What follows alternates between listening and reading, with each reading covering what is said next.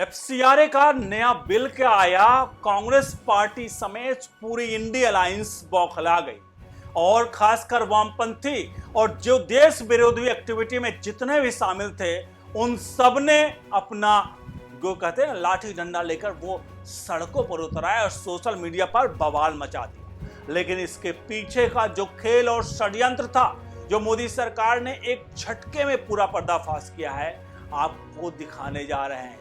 सोनिया गांधी, राहुल गांधी आखिरकार इतने बिलबिलाए क्यों हैं? कांग्रेस पार्टी इतनी बिलबिलाई क्यों है? 1,75,000 करोड़ रुपए, जी हां, 1,75,000 करोड़ रुपए की फंडिंग का पर्दाफाश आपको दिखाने जा रहे हैं। जहां राजीव गांधी फाउंडेशन में सोनिया गांधी, राहुल गांधी के खाते खुद फ्रीज हैं। आपको पूरे आंकड़े की चीजें जब दिखेंगी तब आपको पता चलेगा हिंदुस्तान में रह करके आखिरकार अमेरिका ऐसे पैसे क्यों देता है किसी को। एक सवाल आपसे है, क्या आप अमेरिका से कहेंगे कि मुझे पैसे दो और अमेरिका आपको, क्योंकि आप भारत में हैं, गरीब है इसलिए आपको पैसे दे देगा? क्योंकि अमेरिका बड़ी फंडिंग कर रहा, पाकिस्तान बड़ी फंडिंग कर रहा, चाइना बड़ी फंडिंग कर रहा, ब्रिटेन बड़ी फंडिंग कर रहा है। वो अंग्रेज जो हमें लूट कर गए थे वो गरीबी के नाम पर भारत को पैसे दे रहे हैं। लेकिन चलिए, इस पूरी खबर में जब भंडाफोड़ होगा और आज 1,75,000 करोड़ का एक जब चीजें पर्दाफाश होंगी तो आपको पता चल जाएगा कि आखिरकार ये खेल कितना घिनौना था और राहुल गांधी और सोनिया गांधी के खातों को भी यही खंगालेंगे कि आखिरकार वो इस पूरे मामले में कितने लिप्त हैं। अनुरोध करेंगे वीडियो के कमेंट बॉक्स में अपनी राय प्रतिक्रिया जरूर दीजिए। सवाल यही है कि आखिरकार अमेरिका राहुल गांधी को फंडिंग क्यों कर रहा है एनजीओ के माध्यम से? क्या कारण है भाई? एफसीआरए चाइना फंडिंग क्यों कर रहा है? राहुल गांधी इसलिए कर रहा हूं कि राजीव गांधी फाउंडेशन में पैसे आए। गरीबी दूर करना चाह रहा अमेरिका गरीबी दूर करना चाह रहा है।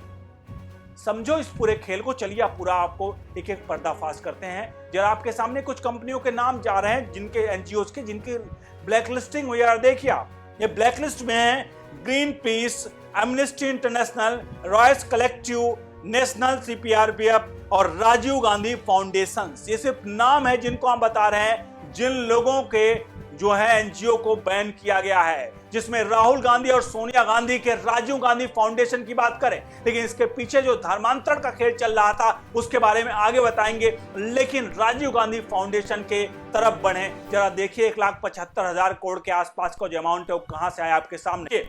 साल दर साल वित्त वर्ष 2015-16 एफसीआरए फॉरेन कंट्रीब्यूशन एक लगभग 17,798 करोड़ के आसपास, 2016-17 में 15,329 करोड़, 2017-18 में 16,956 करोड़, 2018-19 में 16,991 करोड़, इसी तरह 2019-20 में 16,306, 2020-21 में 17,059, 21-22 में बात करें तो 22,000, फिर उसके बाद 17,216, फिर उसके बाद 18,400 और अभी लेटेस्ट 2024-25 का 22,963 करोड़ रुपए। ये जितने अमाउंट है जरा टोटल कर लीजिए, 2.25 लाख करोड़ के आसपास हैं। ये 2.25 लाख करोड़ एफसीआरए के जरिए भारत में आए और इनका काम था भारत में गरीबी मिटाना। आप बताइए कि भारत में गरीबी कहां से मिट रही है और कौन एनजीओ गरीबी मिटाने का काम कर रहा है? और देश में लगभग 35 से 40 लाख एनजीओ हैं जो इस पूरे में काम कर रही हैं। जहां राजीव गांधी फाउंडेशन, जिस पर बुलडोजर की तरह से कार्रवाई और खाते सीज किए गए, जरा उसकी भी हिस्ट्री दिखा देते हैं, तब आपको पता चलेगा इस बारे जो एफसीआरए है उसका कितना बड़ा जो है खेल चल रहा है हमारे देश में। आपको बता दें, एफसीआरए का मेन मकसद है, अमेरिका डीप स्टेट का मेन मकसद होता है कि वो किसी भी देश में फंडिंग करता है। फंडिंग किसको करता है? फंडिंग एनजीओ के जरिए करता है। और फंडिंग किसको करता है? या तो उस सरकार को करता है जो करंट में, अगर सरकार को फंडिंग कर रहा है और सरकार उसके हिसाब से काम नहीं करती है तो विपक्ष को फंडिंग करता है।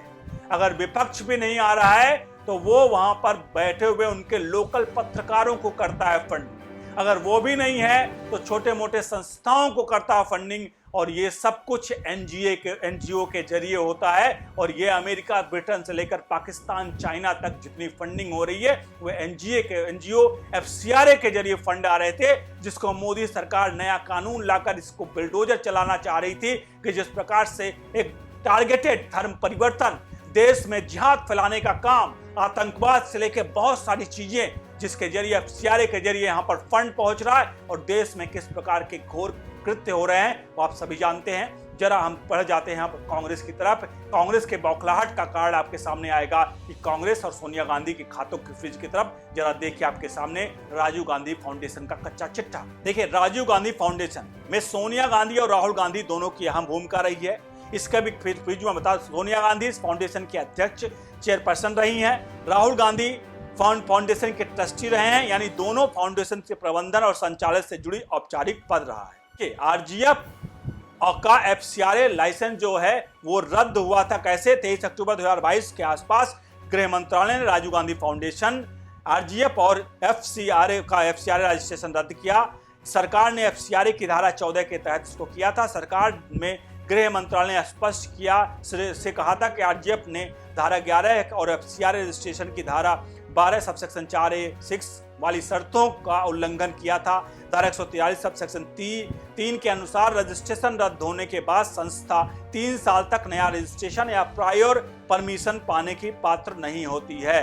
अब इसके अलावा इस पूरे राजीव गांधी फाउंडेशन में आखिरकार असली विवाद क्या है, उस विवाद को हम आपको दिखा देते हैं। क्या है असली विवाद पूरे, क्या जरा आप देख लीजिए। देखिए, राजीव गांधी फाउंडेशन का असली विवाद जो है कि वो है मुख्य विवाद विदेशी चंदे हैं, खासकर चीनी दूतावास से मिले पैसों को लेकर था। सरकार के अनुसार आरजीएफ यानी राजीव गांधी फाउंडेशन 2005-6 और 2006-7 के दौरान लगभग 1.35 करोड़ चीनी दूतावास से मिले थे।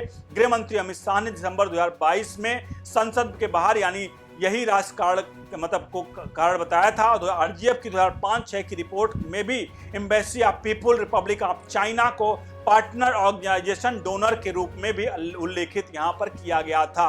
यानी राजीव गांधी फाउंडेशन का आपने पूरा हाल जान लिया। अब जरा राजीव गांधी फाउंडेशन का सोनिया गांधी और राहुल गांधी, इसके अलावा बिटिया प्रियंका गांधी के भी कुछ रिश्ते हैं, जरा उसको भी देख लीजिए। वे खाते इन सबके फ्रीज हुए, मतलब आरजीएफ के फ्रीज हुए तो इनके मालिक चेयरपर्सन जो भी लोग थे, ट्रस्टी थे, तो इनके खाते लगभग फ्रीज हुए। आप जरा देखिए सोनिया गांधी और राहुल गांधी का क्या संबंध था। आरजीएफ की 2020-21 की अपनी एनुअल रिपोर्ट के अनुसार Sonia Gandhi chairperson, Rahul Gandhi trustee, Rahul Gandhi executive committee में भी थे, प्रियंका गांधी वाड्रा भी ट्रस्टी थी। इसलिए कहना सही है कि सोनिया गांधी और राहुल गांधी दोनों आरजीएफ के औपचारिक गवर्नेंस स्ट्रक्चर में भी यहाँ पर थे। कि आखिरकार ये पूरा खेल क्यों चल रहा है और आखिरकार कांग्रेस पार्टी बिलबिलाई क्यों, और फंडिंग आखिरकार हो क्यों रही है, और फंडिंग के पीछे की प्रमुख वजह क्या है, जरा उसको देख लीजिए। आपके सामने एक चीजें दिखती आ रही है। देखिए, छत्तीसगढ़ में विदेशी फंड से धर्मांतरण का खेल,